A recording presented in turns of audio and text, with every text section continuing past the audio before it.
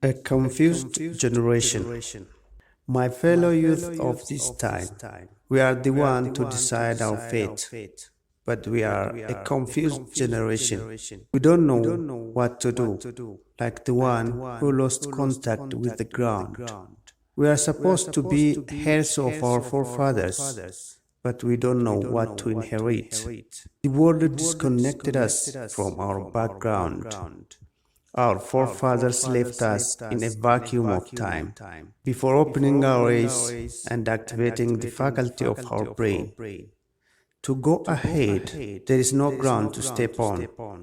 To go back and restart the forefathers' journey, we didn't follow their footsteps, and we don't have any clue of our past to step on and jump to our future. We are following the footsteps of others. We are living in others' present time, and we can shape our future because there is no disconnected time. As a generation is a continuation of generation, this time is a continuation of the past.